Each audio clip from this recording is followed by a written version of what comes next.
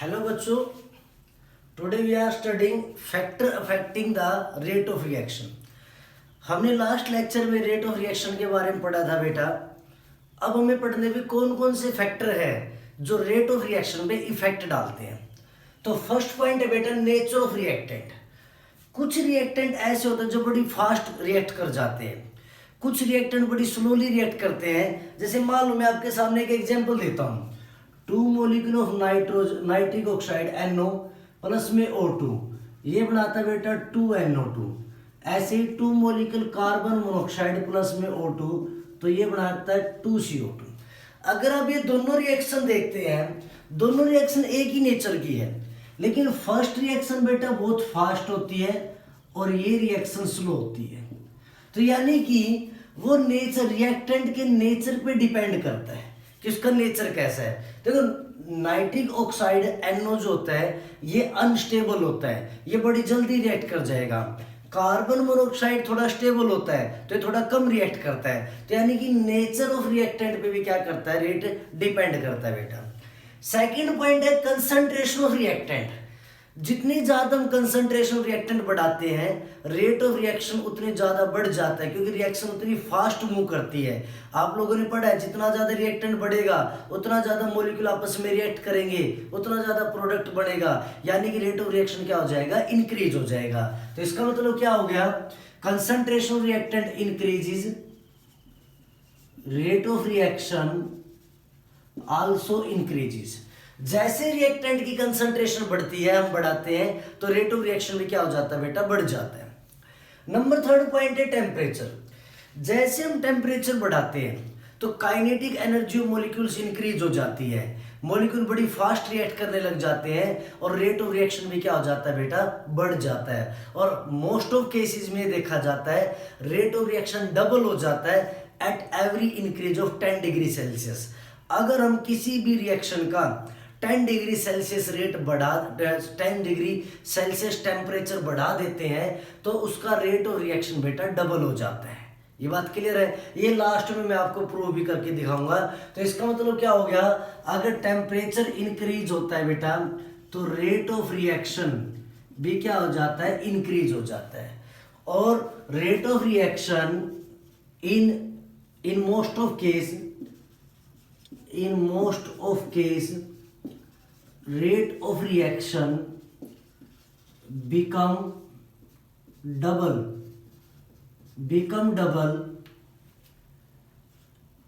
at every 10 degree Celsius increases in temperature। जैसे temperature में हम 10 डिग्री सेल्सियस बढ़ाते हैं, मोस्ट ऑफ केसेस में रेट ऑफ रिएक्शन क्या हो जाता है बेटा, डबल हो जाता है। जैसे मान लेते हैं किसी रिएक्शन का रेट K है बेटा, और फिर उसका टेम्परेचर मानो 2 डिग्री सेल्सियस पे K रेट है, तो अगर 12 डिग्री हो जाएगा, मैंने 10 डिग्री बढ़ा दिया तो उसका रेट 2K हो जाएगा। फिर 10 डिग्री और बढ़ा दिया मैंने, अब देखो 12 डिग्री पे है 2K, अब इनिशियल 2K हो गया, 10 डिग्री और बढ़ा दिया यानी 22 डिग्री हो गया, अब उसका डबल 4K हो जाएगा बेटा। फिर 10 डिग्री बढ़ाओगे तो 8K हो जाएगा। तो जैसे आप 10 डिग्री बढ़ाते जाओगे rate double double double double होता चला जाएगा। क्लियर होगी बात ही। उसके बाद है प्रेजेंस ऑफ कैटलिस्ट। जो कैटलिस्ट होते हैं ये भी रेट ऑफ रिएक्शन को इंक्रीज करते हैं। ये क्या करते हैं, एक्टिवेशन एनर्जी को डिक्रीज कर देते हैं। वो बातें लास्ट में इस चैप्टर के आएगी, एक्टिवेशन एनर्जी क्या है। तो ये रेट ऑफ रिएक्शन को इंक्रीज करते हैं। और एक बात और ध्यान रखनी है, कैटलिस्ट कभी भी रिएक्शन में कंज्यूम नहीं होता है, यानी कि वो रिएक्शन में इन्वॉल्व होकर एज इट इज बाहर निकल सकता है। ये नहीं कि कैटलिस्ट यूज हो जाएगा। क्लियर है। तो catalyst without consuming increase the rate of reaction.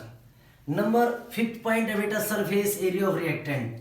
जितना ज्यादा सरफेस एरिया बढ़ता है रेट ऑफ रिएक्शन उतना ज्यादा ही इंक्रीज हो जाता है।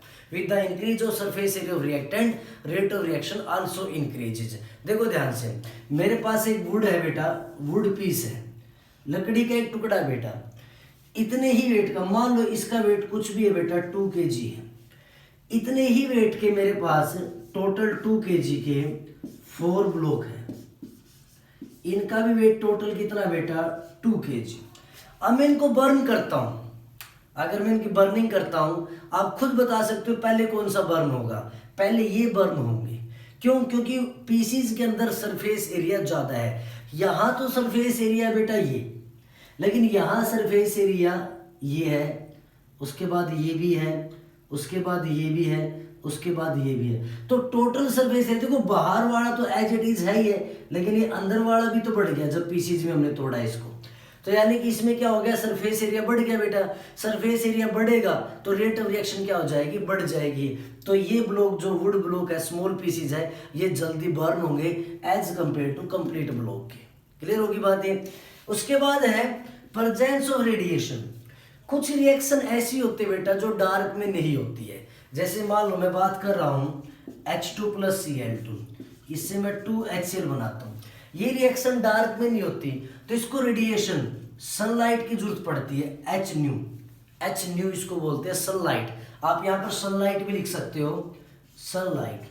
तो यानी कि जो रिएक्शन डार्क में नहीं होते वो रेडिएशंस की प्रेजेंस में आसानी से हो जाती है। ऐसी रिएक्शन को फोटोकेमिकल रिएक्शन बोलते हैं। क्या बोलते हैं? Photochemical reaction. और फोटोकेमिकल रिएक्शन का कोई एग्जांपल आपको ध्यान आ रहा है बेटा? पेड़ पौधे अपना खाना तैयार करते हो, वो भी क्या बेटा है? Photochemical synthesis. क्लियर होगी बात है।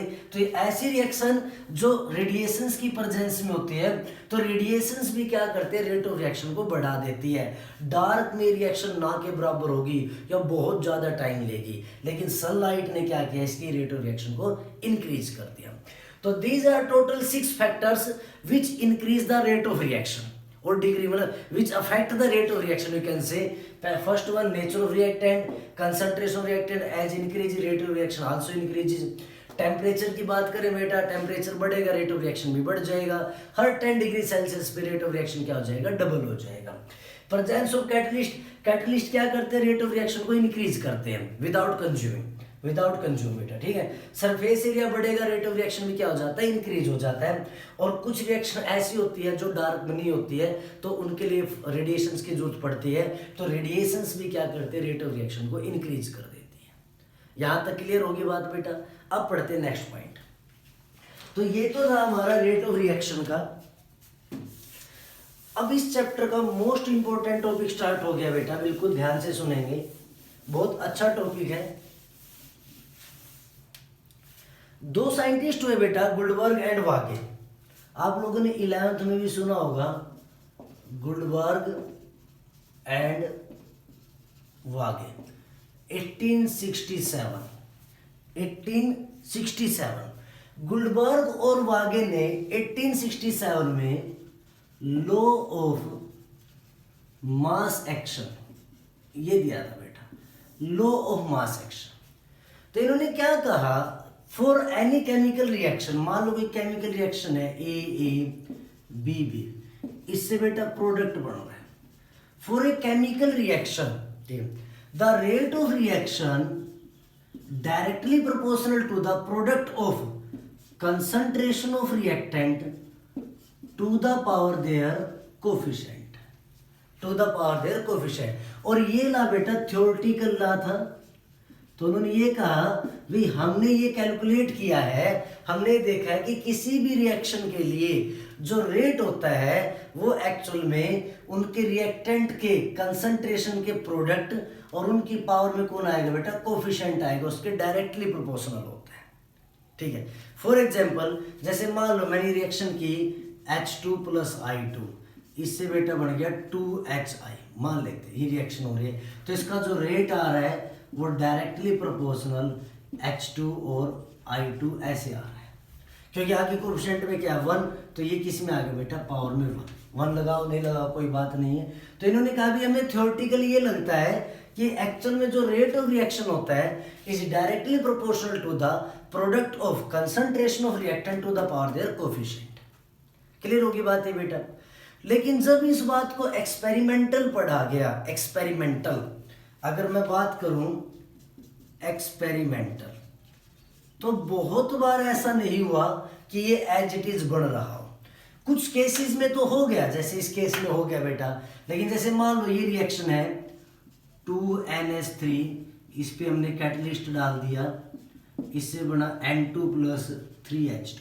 अब अगर मैं इसका रेट निकालता हूँ वो डायरेक्टली प्रोपोर्शनल NH3 की पावर 1 आता है बेटा। ठीक, इसमें भी नहीं आया। एक एग्जांपल और मैं आपको बता देता हूँ, आपको थोड़ा सा लगेगा कि हाँ भी ऐसे कैसे हो रहा है। जैसे मान लो एक रिएक्शन और है बेटा, अभी एक रिएक्शन और लिख रहा हूँ, H2 plus Br2, H2 plus Br2 इससे बना 2HBr। तो जब इसका रेट निकाला बेटा और डायरेक्टली प्रोपोर्शनल आया concentration of H2 concentration of Br2 की पावर हाफ, इसके डायरेक्टली प्रोपोर्शनल आया। तो इसका मतलब क्या है, देखो आप ध्यान से देखो, अगर हम एक्सपेरिमेंटल बात कर रहे हैं तो जो पावर है ना, पावर, इसने कहा भी पावर क्या है, कोफिशिएंट, लेकिन कुछ केसेस में तो पावर कोफिशिएंट, जो कोफिशिएंट ऑफ पावर में आ रहा था, लेकिन कुछ केसेस में तो नहीं आ रहा था। यहाँ भी देखो, यहाँ 1 है, यहाँ 1/2 है, तो कुछ केसेस में नहीं आ रहा था। तो जब एक्सपेरिमेंटल किया गया तो पता चला कि भैया कोई जरूरी नहीं है कि जो कोफिशिएंट में हो वो पावर में आ जाए, मतलब जो कोफिशिएंट हो पावर में आ जाए, ऐसा कोई जरूरी नहीं है। तो वहां पर एक एक्सपेरिमेंटल लॉ लिखा गया बेटा, जिसको रेट लॉ का नाम दिया गया। क्या नाम दिया गया? Rate law. देखो, लॉ ऑफ मास एक्शन आपका थ्योरेटिकल है और रेट लॉ क्या है बेटा? आपका प्रैक्टिकल है। जब हम प्रैक्टिकल देखते हैं, या आपका प्रैक्टिकल रेट लॉ है, तो ये पता चलता है for any reaction, for any chemical reaction, मान लो ये केमिकल रिएक्शन हमने ली, rate of reaction is directly proportional product of concentration of reactant to the power may और may not be the coefficient. भाई उसकी पावर में कोफिशिएंट हो भी सकता है और नहीं भी हो सकता है। क्लियर बात है? तो इसको क्या बोलते हैं बेटा? रेट लॉ बोलते हैं। तो रेट लॉ की डेफिनेशन क्या है? For a chemical reaction rate of reaction is directly proportional to the product of concentration of reactant to the power may और may not be the coefficient. Clear बेटा? Directly proportional का sign हटाओगे तो यहां से constant आएगा बेटा के, पावर अल्फा और पावर बीटा। और ये क्या है बेटा? एक्सपेरिमेंट। ठीक है, अब ध्यान से देखना, जो मैं बातें बोल रहा हूं बिल्कुल अच्छे से समझना इस बात को। वेयर के इज कॉल्ड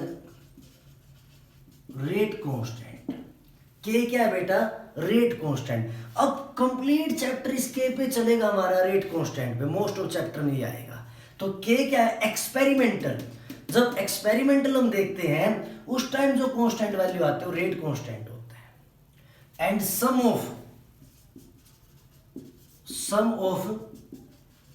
एक्सपेरिमेंटल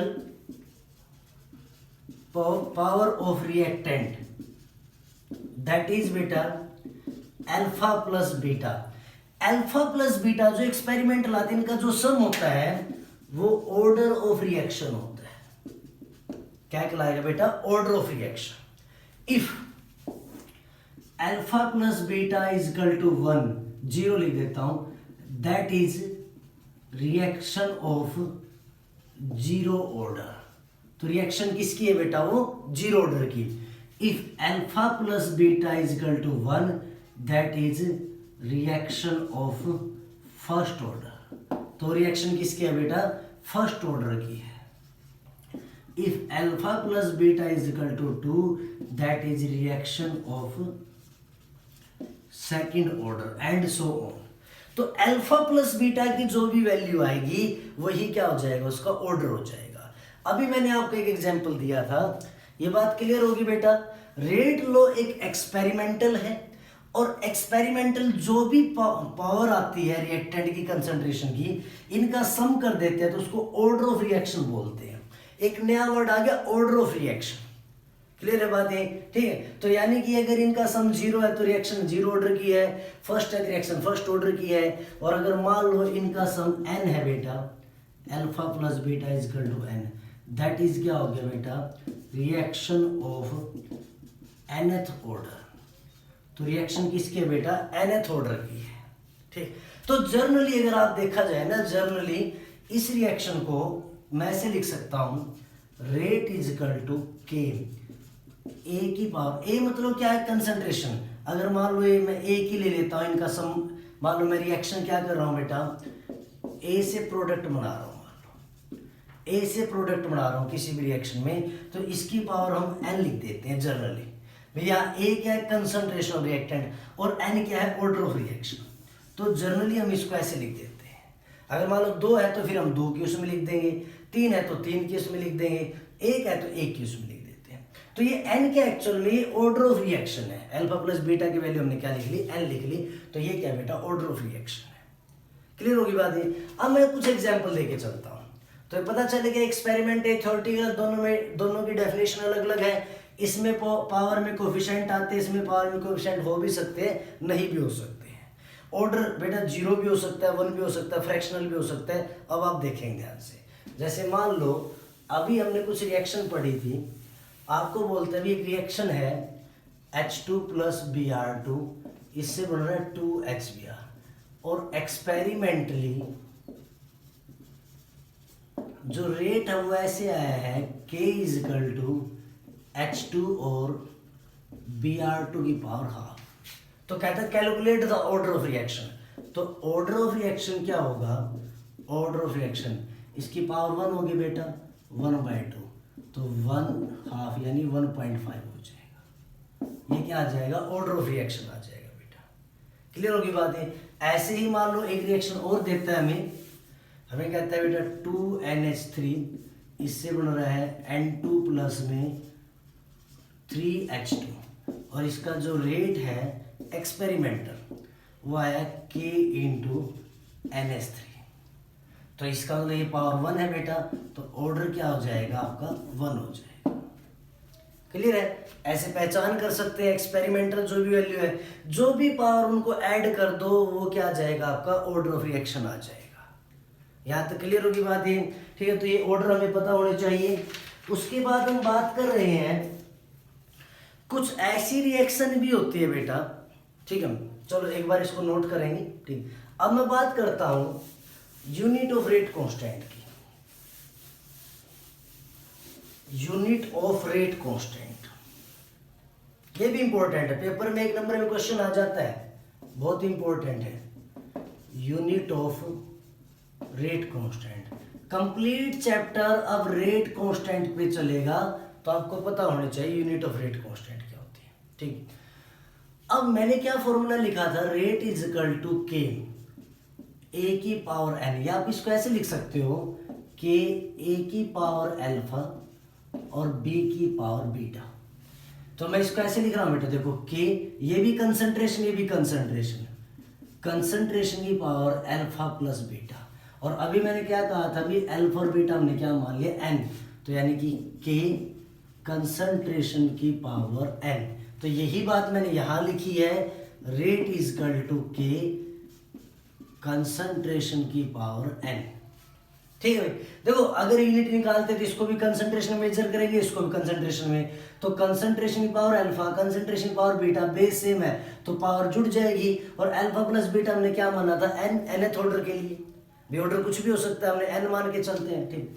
अब रेट का मतलब क्या होता है बेटा, rate change in concentration divide by time taken is equal to के कंसंट्रेशन की पावर एन।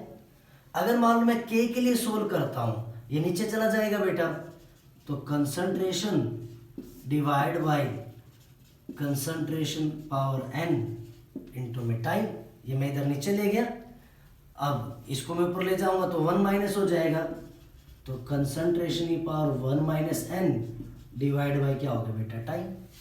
कंसंट्रेशन को किस में मेजर करते हैं, मोल पर लीटर 1 माइनस एन, और टाइम को किस में करते हैं, सेकंड में, तो ऊपर आएगा तो क्या हो जाएगा, सेकंड की पावर -1, तो यानी क्या बन गया बेटा, mole per litre 1 minus n per second, ये हो गया। वेयर एन क्या है बेटा, where n is order of reaction, और ये क्या होगी, unit of rate constant. Mole per litre की power 1 minus n per second, ये है जनरली रेट। अगर मान लो इसको मैं अलग अलग ऑर्डर के लिए बनाता हूं, फॉर जीरो ऑर्डर,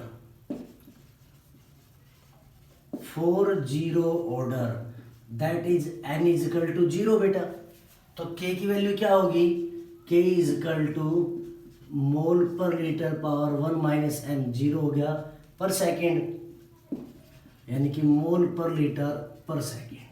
यह आ जाएगा जीरो ऑर्डर के लिए बेटा, यूनिट ऑफ रेट कांस्टेंट। ऐसे ही for first order, first order का मतलब क्या है बेटा, n is equal to 1, value put कर दो, k is equal to mole per litre की पावर 1 माइनस 1, 1 माइनस 1 0, तो किसी की पावर 0 1 होता है बेटा, तो ये क्या आ जाएगी पर सेकेंड। तो कभी कभी जब हम एग्जाम क्वेश्चन करेंगे ना बेटा, तो बहुत बार आपको लिख के देगा वो जीरो ऑर्डर है, फर्स्ट ऑर्डर है, सेकंड ऑर्डर है, लेकिन कभी कभी वो लिख के नहीं देता है। तो हम रेट कांस्टेंट की वैल्यू देखते हैं और उसकी यूनिट चेक करते हैं। अगर वो मोल पर लीटर पर सेकंड में है तो जीरो ऑर्डर का क्वेश्चन है, अगर वो सिर्फ पर सेकंड में है या पर मिनट में है तो किसका क्वेश्चन है बेटा, आपका फर्स्ट ऑर्डर का। अगर मैं बात करता हूं फॉर सेकंड ऑर्डर,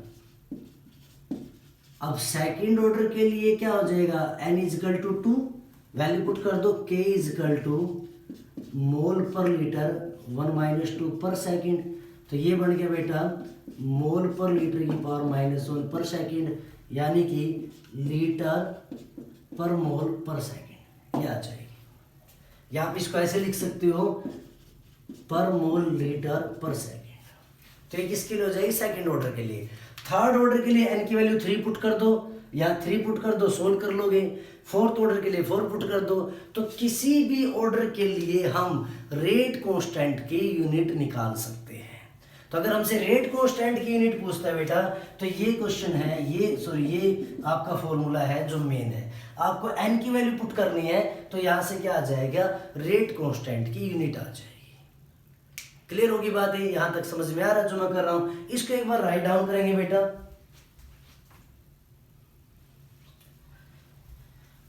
लिख लिया यहां तक सभी ने, अब आगे देखेंगे।